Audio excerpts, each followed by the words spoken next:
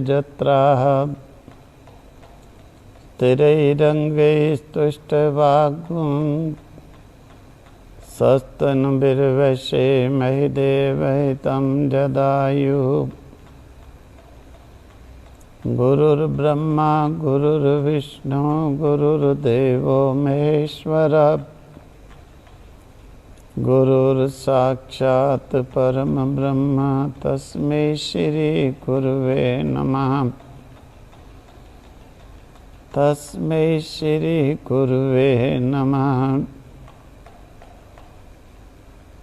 आज मांडुक्य उपनिषद के अंतर्गत ब्रह्म के 2 पादों का वर्णन हुआ। आज तीसरे पाद का वर्णन प्रारंभ होता है। आत्मा अर्थात जीवात्मा का और ब्रह्म का तीसरा पाद वह स्थान है कि जिस स्थान में हम शरीर और प्रकृति की उस अवस्था को सुषुप्त अवस्था कहते हैं। जीवात्मा और ब्रह्म की जो तीसरे पाद की व्याख्या है, तो उनके तीसरे पाद को ही सुषुप्त अवस्था में कहते हैं। वह तीसरा पाद होता है, तीसरे पाद का वर्णन है। शरीर की सुषुप्त अवस्था तब होती है कि जब जीवात्मा जागृत स्थान से हटकर वह क्रियाशील न हो, यानी कोई फंक्शन ना करे और फिर स्वप्न भी नहीं देखे,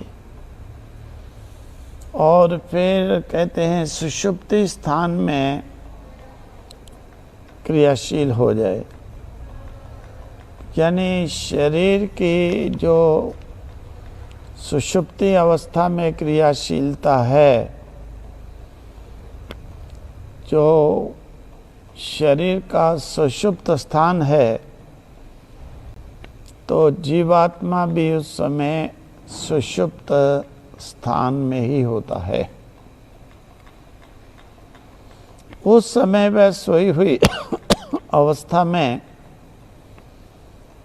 शरीर किसी प्रकार का स्वप्न भी नहीं देखता है, कोई कामना नहीं करता है, और उपनिषदकार ने शरीर की उस अवस्था को नाम दिया है प्राज्ञ अवस्था।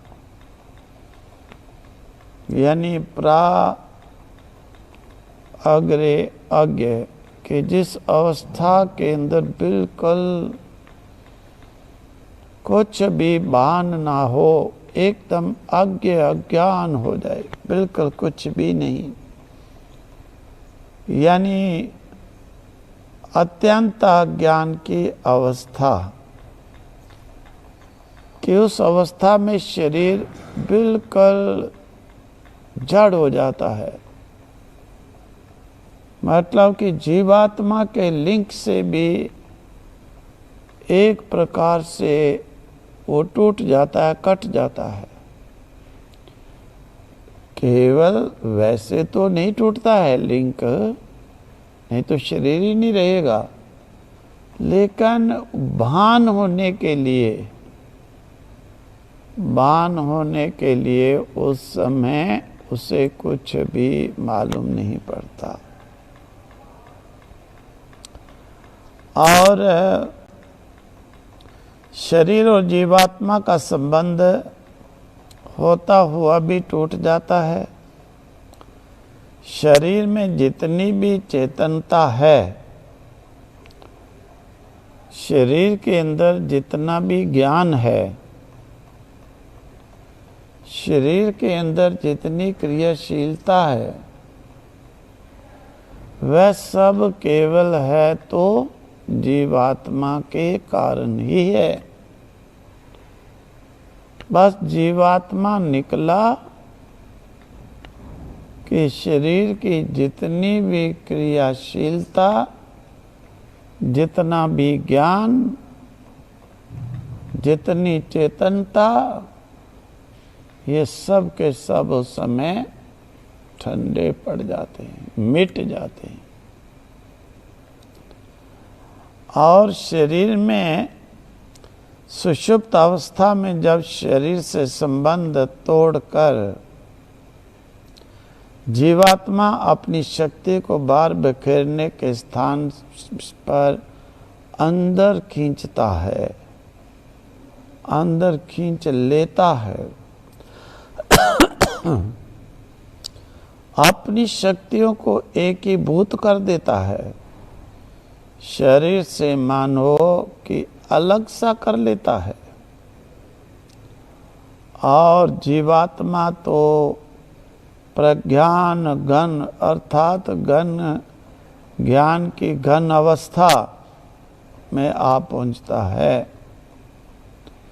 यानी प्राग्र अज्ञा यानी अज्ञान की एकदम जो है अत्यंत अज्ञान की अवस्था में जा पहुंचता है। तो जागृत स्थान में वर्णन किया गया था कि शरीर जब जागृत अवस्था में होता है तो उस समय यहाँ पर शरीर को अंदर की जो प्रज्ञा उठ करके बाहर आकर के बैठ जाती है, मतलब जगत का कार्य करने लग जाती है।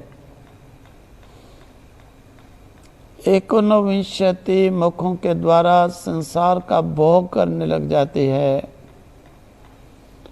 उस समय उसका नाम वैश्वानर कहा गया था।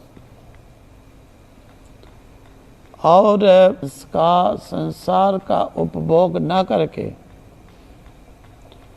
अंदर मतलब कि स्थूल भोगों को हटा करके जो सूक्ष्म भोग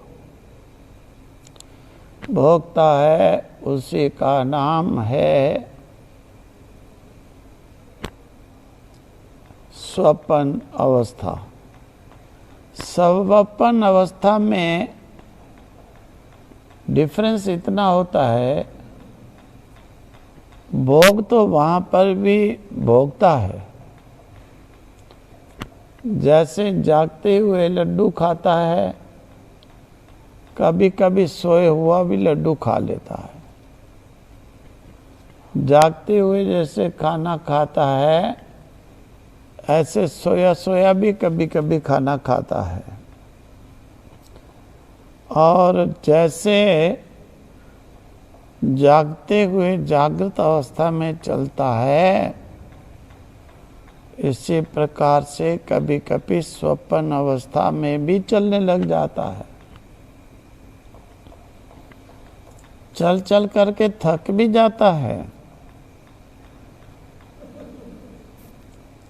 तो अब वहाँ पर स्वप्न में स्थूल भोग नहीं है, जागृत के अंदर स्थूल भोग हैं। इसी अवस्था को कहते हैं कि सूक्ष्म भोग। स्वप्न में वहाँ पर जीव सूक्ष्म भोगों को भोगता है, फर्क इतना है जागृत में स्थूल भोगों को भोगता है। इस अवस्था का नाम रख दिया गया था कि वैश्वानर। और वैश्वानर आगे आ जाता है कि सुषुप्त अवस्था में। सुषुप्त अवस्था में अंतर इतना हो जाता है, ना जागृत अवस्था में शरीर की उस अवस्था को कहा वैश्वानर, स्वप्न की उस अवस्था को कहा तेजस और सुषुप्ति की उस अवस्था को कहा प्राज्ञ नामा। सुषुप्ति के अंदर शरीर के साथ जीवात्मा का लिंक होते हुए भी एक प्रकार से टूटा रहता है। मतलब कि जैसे जागृत में स्वप्न में भान होता रहता है कि मैं देख रहा हूँ, मैं चल रहा हूँ, मैं कर रहा हूँ, लेकिन सुषुप्ति के अंदर ये फीलिंग नहीं होती है। इसीलिए इस अवस्था को कह दिया कि जीवात्मा के साथ शरीर का लिंक ही टूट गया। तो शरीर के विपरीत जीवात्मा का यथार्थ रूप तो उस समय प्राज्ञ नामा होता है, यानी अत्यंत ज्ञान अवस्था। एक तरह से ऐसे भी कह सकते हैं, दूसरी तरह से ऐसे कह सकते हैं विशेष रूप से ज्ञान वाला। वह ज्ञान रूप है, चेतन रूप है। शरीर की जागृत अवस्था में प्रज्ञा बाहर आकर के भ्रमण कर रही होती है। उस समय शरीर को, वहाँ पर जीवात्मा को, शरीर के द्वारा जीवात्मा बाहर आकर के प्रज्ञा को विस्तार में भोग में लगाता है। इसलिए उसे कह देते हैं बही प्रज्ञा, एक्स्ट्रोवेरेट। मतलब जिस समय वो बाहर मुक्ता में ही केवल लगा है। शरीर की स्वप्न अवस्था के अंदर जो प्रज्ञा है जीव की, वो क्या करती है, बाहर की और फंक्शन ना करके वो अंतर्मुख अंदर की ओर ही केवल जो है भ्रमण कर रही होती है। इसीलिए उस अवस्था को स्वप्न अवस्था कह देते हैं, अंतः प्रज्ञा भी कह देते हैं। अंतः प्रज्ञा मतलब कि इंट्रोवेरेट, कि जिस समय वो अपने अंदर अंदर का ही केवल जगत सूक्ष्म मतलब स्वप्न का नज़ारा ले रहा है, खेल देख रहा है। और इस प्रकार से शरीर की सुषुप्तावस्था में प्रज्ञा एकीभूत हो जाती है, यानी घनीभूत हो जाती है। उस समय जीवात्मा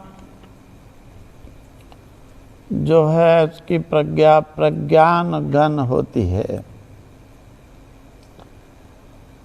जागृत स्थान में बैठे हुए जीवात्मा के भोग के साधन सप्तांग और मुखों से संस्कारों के रूप में भोग करता है। एकोनविंशति मुखों के द्वारा बाह्य जगत के भोगों का भोग करता है।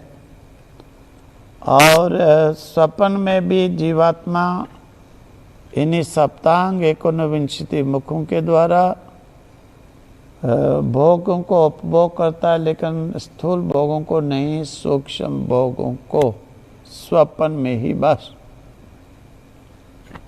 और सुषुप्ति अवस्था में परंतु क्या होता है, आकार तो उसके संस्कार तक शांत हो जाते हैं। उस समय जीवात्मा की जो भोग हैं वो साधन अपनी चेतना मात्र ही केवल उसकी रह जाती है बस। परंतु सुषुप्ति स्थान में जब संस्कार शांत हैं, उस समय केवल चेतना ही शेष रहती है, बाकी तो संबंध ही टूटा रहता है। और इसीलिए सुषुप्त स्थान में जीवात्मा जब आकर बैठता है उसे कह देते हैं चेतोमुख।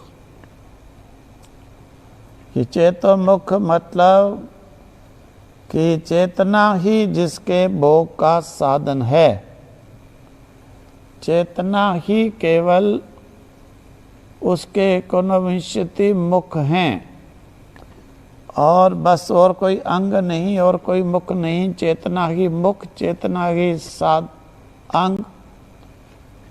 और सुषुप्ति अवस्था में शरीर तो ज्ञान से रहित होता है, परंतु जीवात्मा सुषुप्त स्थान में आकर अपने रूप में समा जाता है, ज्ञानवान हो जाता है, ज्ञान रूप हो जाता है। ज्ञान रूप होने का मतलब आनंदमय हो जाता है। आनंदमय मतलब कि आनंद का उस समय उपभोग करता है। तो आनंद का उपभोग करता है, उसे इसलिए आनंद बुक भी कह देते हैं। जैसे वर्णन किया गया था पीछे, बहि प्रज्ञा, अंत प्रज्ञा, इसी प्रकार से आनंद बुक यानी सुषुप्त अवस्था से निकल करके मनुष्य कहता है मैं बड़े आनंद के साथ सोया, बड़ा आनंद आया। मतलब उसे मालूम ही नहीं है, किसी संस्कार के साथ उसकी अटैचमेंट ही नहीं थी, इसीलिए उसे ऐसे फीलिंग होती है कि जितने पदार्थों के साथ अटैचमेंट है वो कुछ ना कुछ जो है दुख तो पैदा करती ही है, ना करते हुए भी करती है।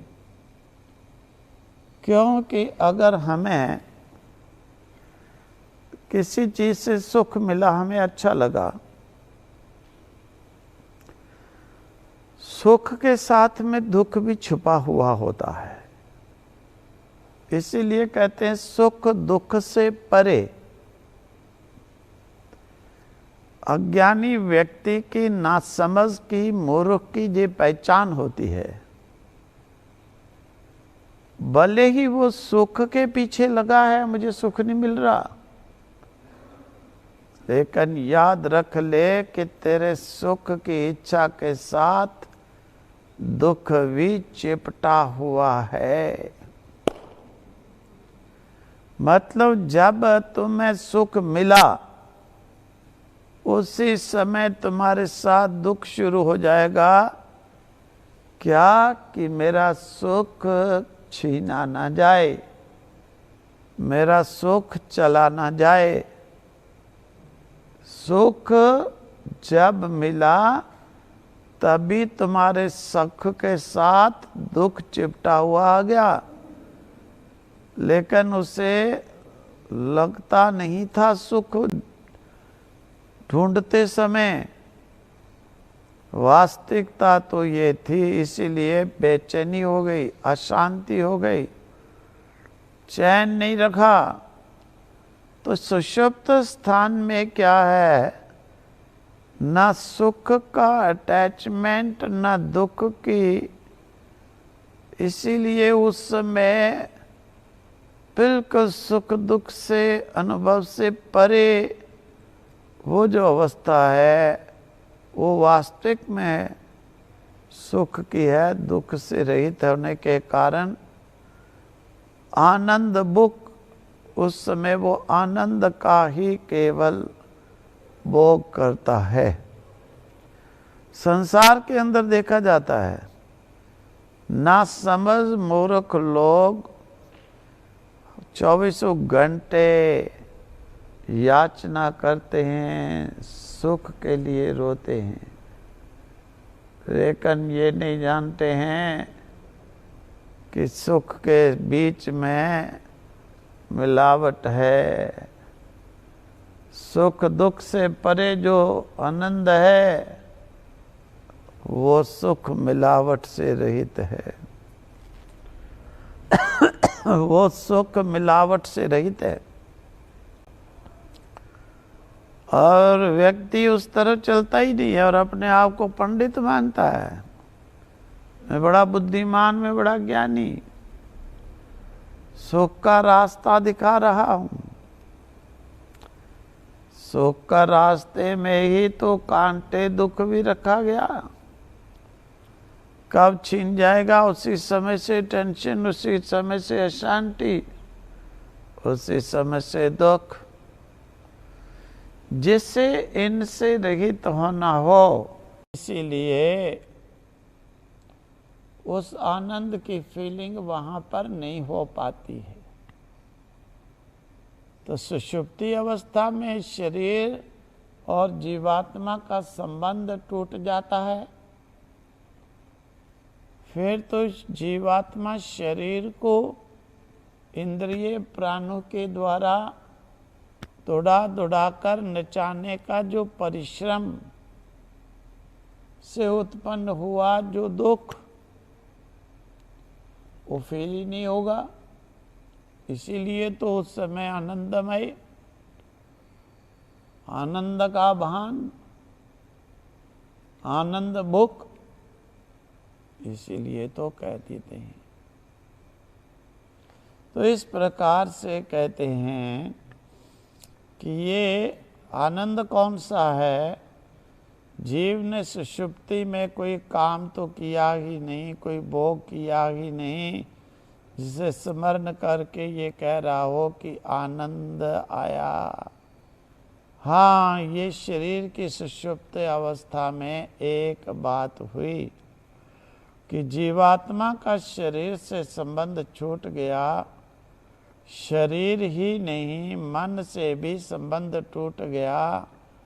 इंद्रियों से मतलब कि जिस प्रकार से वर्णन किया है कि शरीर में जितने फंक्शन जो चीजें कर रही थी उन सब से संबंध टूटने के कारण इनकी अशांति चली गई, इनका परिश्रम से उत्पन्न होने वाला दुख चला गया और वही अवस्था सुख की प्रतीत हुई। अपने रूप में आ गया, बस उसी अपनेपन का स्मरण करके ये आनंद का अनुभव करता है। इस प्रकार से ये तृतीय पाद का वर्णन हुआ। ओम।